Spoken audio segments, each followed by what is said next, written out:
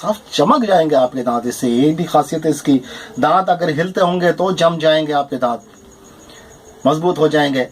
दांतों में अगर चीस लगती है, पानी लगता है, ठंडा पानी लगता है या गर्म चाय वगैरह गर्म चीज़ें लगती हैं और मीठा लगता है, इस तरह की प्रॉब्लम हो रही है तो वो भी इस नुस्खे से दूर हो जाएगी। और दोस्तों, अगर पायरिया की शिकायत है, दांतों से खून आता है, तो वो भी प्रॉब्लम आपकी पूरी तरह से सॉल्व हो जाएगी। ऐ मालिक, जो भी इस नुस्खे को इस्तेमाल करे उसकी बीमारी को तो जड़ से ठीक कर दे। मौला, शिफा तेरे हाथ में है। अस्सलाम वालेकुम दोस्तों, सारे जहां से अच्छा हिंदुस्तान हमारा, हम बुलबुलें हैं इसकी ये गुलसिता हमारा। दोस्तों, आज का नुस्खा तो मैं बाद में बताऊंगा, पहले ये जो टी शर्ट दिखाई दे रही है आपको, शर्ट दिखाई दे रही है, ये एक मेरे फौजी भाई ने भेजी है, इंद्र मलिक। एक फौज में है, भारतीय इंडियन आर्मी में है और बहुत अच्छे इंसान हैं, हमारे सब्सक्राइबर भाई हैं। इन्होंने गिफ्ट किया है और आज इसको पहनकर एक अजीब पावर का एहसास हो रहा है। मैं अपने फौजी भाइयों को सैल्यूट करना चाहूँगा कि किस परेशानी में, किस किस दिक्कत के साथ में और कितनी कठिनाइयों का सामना करते हुए वो मुल्क का हिफाजत करते हैं, मुल्क की देश की रक्षा करते हैं।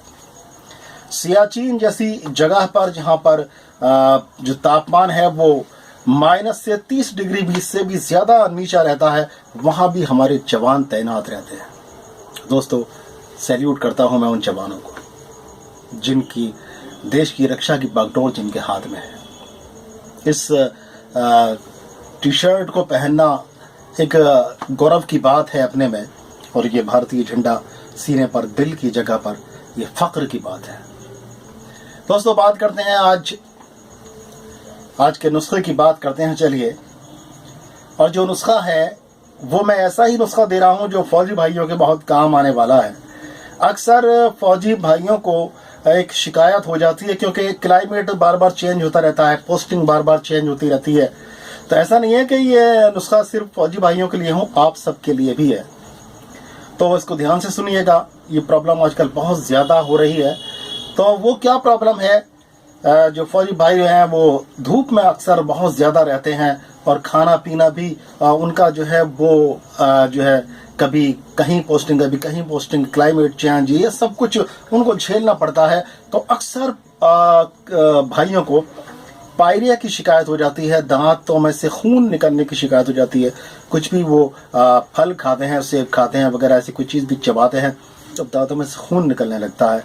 तो आजकल ये प्रॉब्लम सिर्फ ऐसा नहीं है कि फौजियों के अंदर हो, ये प्रॉब्लम बहुत ज़्यादा फैल चुकी है, ये प्रॉब्लम बहुत ज़्यादा है। और अक्सर लोगों को ये शिकायत देखने को मिलती है कि उनके दांतों से खून जारी हो जाता है। कहीं पर मुंह पर ज़्यादा दबाव डालने से या दांत कभी मांजते हैं सुबह के वक्त में तो दांतों में से खून निकलने लगता है, हल्का सा दबाव पड़ने से ही मसूड़ में से खून निकलने लगता है। तो दोस्तों, आज इसका नुस्खा मैं देने वाला हूँ आपको, और एक ऐसा शानदार नुस्खा जो कि ना सिर्फ आपके पायरिया को ख़त्म करेगा बल्कि आपके दांतों को चमकदार बनाएगा। आपके दांत अगर हिलते हैं, कमज़ोर हैं, तो उनको मजबूत करेगा। और अगर इसका इस्तेमाल करते रहे तो लंबी उम्र तक दांत आपके कायम रहेंगे, बिल्कुल कायम रहेंगे। तो दोस्तों, ऐसा ही ज़बरदस्त नुस्खा आज मैं आपको देने वाला हूँ। और फिर से एक बार अपने फौजी भाइयों को सैल्यूट के साथ में ये नुस्खा मैं आपको दे रहा हूँ, नोट कर लीजिए। कई सारी चीज़ें हैं और सब कुछ, जितनी भी चीज़ें हैं सब मुहैया हैं, मार्केट के अंदर अवेलेबल हैं, हर चीज़ की अवेलेबिलिटी है, तो आप उसको आसानी से लेकर बना सकते हैं। घबराइएगा मत कि इतनी सारी चीज़ें हैं, लगभग 7 से 8 चीज़ें हैं, 8-10 चीज़ें हैं इसके अंदर, लेकिन घबराने की ज़रूरत नहीं है। नुस्खा भी इतना ही दमदार है। देखिए, वो जो नुस्खे होते हैं ना कि वो यूं कर लो और ऐसे कर लो और एक ही चीज़ ये कर देगी वो कर देगी, तो ऐसे नुस्खों में बहुत ज़्यादा दम नहीं होता है। और ये नुस्खे बाकायदा नुस्खे होते हैं, इनको हर चीज़ को सोच समझ के और इस्तेमाल करके और अनुभव करके इन नुस्खों को तैयार किया जाता है। और बड़ी पुरानी किताब से मैं ये नुस्खा आपको दे रहा हूँ जो मैंने इस आज के लिए इस डायरी में नोट कर लिया था, तो नोट कर लीजिए। देखिए क्या क्या चीज़ें इस समय लेनी है, मैं उनकी मात्रा भी साथ में बताता चल रहा हूं। तो आपको लेना है, देखिए नागर मोथा। नागर मोथा ये एक हर्ब होती है जो कि खरपतवार के रूप में अक्सर जानी जाती है, और लोग इसको उखाड़ के अपने खेतों से फेंक देते हैं। ये इसकी जड़ का इस्तेमाल होता है, जड़ में ये गांठें होती हैं। मैं ये दिखा रहा हूँ आपको नागर मोथा। ये आपको लेना है 4.25 तोला। कितना? 4.25 तोला नागर मोथा, 4.25 तोला। आगे ले लीजिए पीला कसीस। और ये पीला कसीस कितना लेना है? ये लेना है आपको 7 माशा। मैं यहाँ दिखाने की कोशिश कर रहा हूँ, सारी चीज़ों की पहचान कराने की कोशिश कर रहा हूँ, ताकि आप इनको अच्छी तरह से पहचान लें। और जब आप मार्केट में लेने के लिए जाएं, पंसारी से लेने के लिए जाएं, तो आप धोखा ना खाएं। देख लीजिए। तो इसके बाद में है सूखा धनिया, वही कोरिएंडर धनिया, सूखा हुआ धनिया। यहाँ वो भी दिखा रहा हूँ मैं, सूखा हुआ धनिया कैसा दिखाई देता है। वो भी 7 माशा, अक्सर घरों में मसालों में इस्तेमाल होता है सूखा धनिया, वो भी 7 माशा लेना है। इसके बाद में आता है लाहौरी नमक, जिसको सेंधा नमक भी कहा जाता है। तो लाहौरी नमक भी हमें 7 माशा लेना है। इसके बाद आता है मस्तगी रूमी। मस्तगी रूमी एक बहुत हल्के पीले पीले से दानेदार एक पदार्थ होता है। यहाँ दिखा रहा हूँ मैं मस्तगी रूमी। अच्छे किस्म की मस्तगी रूमी लेकर आइएगा। उसकी पहचान यह है कि जब आप दांत के नीचे उसको दबाएंगे तो वो दब जाती है, वो टूटती नहीं है, ऐसे वो दब जाती है। तो उसको असली मस्तगी रूमी होती है, उसमें से खुशबू भी आती है। इस चीज़ का ध्यान रखिएगा। तो मस्तगी रूमी कितना लेना है हमें? मस्तगी रूमी लेना है हमें 3.5 माशा। कितना? 3.5 माशा। ठीक है। सफेद कत्था, ये भी है। कत्था एक ब्राउन होता है और एक सफेद रंग का होता है। तो सफेद कत्था भी हमें लेना है 3.5 माशा। ठीक है, 3.5 माशा। उसके बाद में लेना है हमें कुटकी। कुटकी को सभी लोग जानते हैं, नहीं जानते तो मैं बता देता हूँ। कुटकी के बहुत सारे फायदे हैं, और पेट की बीमारियों में और जिगर की बीमारियों में कुटकी का बहुत ज़्यादा इस्तेमाल होता है, बड़ी कामयाबी के साथ में इस्तेमाल होता है। तो दोस्त इसमें कुटकी भी शामिल कर रहे हैं हम। और कुटकी कितना डाल रहे हैं? कुटकी डाल रहे हैं इसमें 3.5 माशा। इसके बाद में है सफ़ेद ज़ीरा। सफ़ेद ज़ीरा, आप सोच रहे होंगे ये खाने वाला फार्मूला तैयार हो रहा है। खाने वाला फार्मूला नहीं है, इसको दांत मांजना है इससे। ये एक मंजन की तरह से इसका इस्तेमाल कर रहा है। तो सफ़ेद ज़ीरा कितना लेना है? सफ़ेद ज़ीरा भी 3.5 माशा लेना है। ठीक है, 3.5 माशा। इसके बाद में लेना है हमें भुना हुआ नीला थोथा। आप कहेंगे नीला थोथा तो जहर होता है, लेकिन वो भुनने के बाद में उसके अंदर से तासीर उसकी बदल जाती है। जब उसको भून लिया जाता है, उसको खील कर लिया जाता है। जैसे फिटकरी का इस्तेमाल भी इंटरनली वैसे ज़्यादा नहीं किया जाता है। जब उसको भून लिया जाता है तब उसका इस्तेमाल इंटरनली कर सकते हैं, जैसे सुहागा। इसी तरह से ये भी नीला थोता भी भूनने के बाद में इस्तेमाल किया जा सकता है। ठीक है, तो इस नीला थोता भी हमें कितना लेना है? ये भी 3.5 माशा लेना है। ठीक है, इसके बाद में आता है आपका कबाब चीनी, जिसको शीतल चीनी भी हिंदी में कहा जाता है, शीतल चीनी। और ये कबाब चीनी है। यहाँ दिखा रहा हूँ, ये काली मिर्च जैसी होती है, इसके अंदर एक डंडी सी लगी रहती है। इसकी खास पहचान है इसकी आपके कबाब चीनी की। तो कबाब चीनी।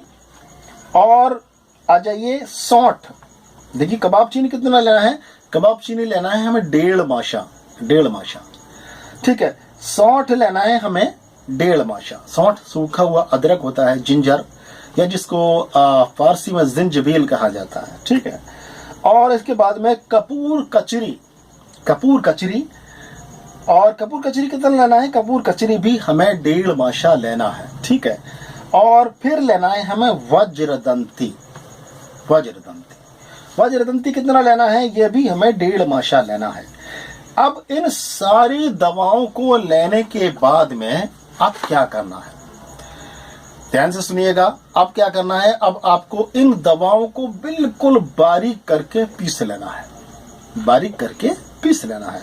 अब आपका मंजन तैयार हो गया है। अक्सर लोग कहते हैं फलां चीज को जलाओ फिर कोयले का मंजन बनता है, इस चीज को जलाओ उस चीज को जलाओ, ऐसे भी नुस्खे होते हैं। लेकिन इसमें सिर्फ एक नीला तोता को भूनने के बजाय वो भी उसका शोधन है, इसलिए नहीं भुना के उसका मंजन बनाना है, बल्कि वो शोधन है उसका, इसीलिए भुना गया उसको। बाकी कोई भी चीज इसमें भून कर इस्तेमाल नहीं की है, इस मंजन की खास बात है। अब आते हैं दोस्तों इसके इस्तेमाल की बारी कि इसको इस्तेमाल कैसे करना है। तो इसको इस्तेमाल करने का जो तरीका है वो सुन लीजिए आप, इसको इस्तेमाल करने का तरीका क्या है। देखिए रात को जब आप खाने वाने से फारिग हो जाओ, खाना वाना खा लो, सोने का टाइम हो और सोने के लिए आप जाओ, तो थोड़ा सा लेके हथेली पर और अच्छी तरह से अपने दांतों में अच्छी तरह से उसको मल लीजिए, मसूड़ों पर उसकी मसाज कर लीजिए, मल लीजिए अच्छी तरह से, सब दांतों पर मल लीजिए अच्छी तरह से। तो उसके बाद में आप सो सकते हैं। आप नहीं सोना चाहते, आप चाहते हैं कि ये आपको डिस्टर्ब करेगा, तो आप कम से कम 2 घंटे इसको रखिए या 1 घंटा रख लीजिए और उसके बाद में इसको धूप दीजिए और साफ पानी से कुल्ला कर लीजिए, साफ कर लीजिए। कम से कम 1 घंटा तो लगा रहना चाहिए।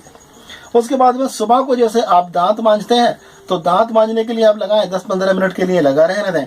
उसके बाद में उसको उसी तरह से दांतों पर जैसे मंजन किया जाता है, अच्छी तरह से दांत साफ चमक जाएंगे आपके दांत। इससे ये भी खासियत है इसकी, दांत अगर हिलते होंगे तो जम जाएंगे, आपके दांत मजबूत हो जाएंगे। दांतों में अगर चीस लगती है, पानी लगता है, ठंडा पानी लगता है या गर्म चाय वगैरह गर्म चीज़ें लगती हैं और मीठा लगता है, इस तरह की प्रॉब्लम हो रही है, तो वो भी इस नुस्खे से दूर हो जाएगी।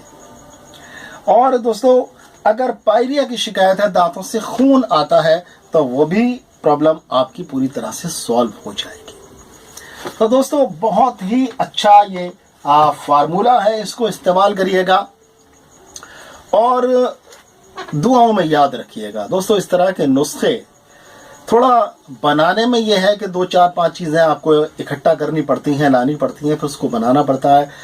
बस इसके अलावा फिर जो इसके फ़ायदे दिखाई देते हैं, तो फिर आप खुद कहते हैं कि वाकई जिस चीज़ में थोड़ी मेहनत लगती है उसका फल भी बहुत अच्छा होता है। आपने सुना ही होगा, मेहनत का फल हमेशा अच्छा होता है, मीठा होता है। तो मेहनत का फल हासिल करिए, इस नुस्खे को तैयार करिए, इस्तेमाल करिए और अपने दांतों की तमाम ही बीमारियों से छुटकारा पाइए। ठीक है। और फिर से जाते जाते फिर से अपने फौजी भाइयों को एक बार सैल्यूट करना चाहूँगा, और जिनकी वजह से हमारा देश सुरक्षित है। दोस्तों दुआ में याद रखिए, फिर मिलते हैं किसी बीमारी का बहुत ही अच्छा सा इलाज लेकर। अब तब तक अपने भाई अतर शेरवानी को इजाज़त दें। अस्सलाम वालेकुम व रहमतुल्लाहि व बरकातहू।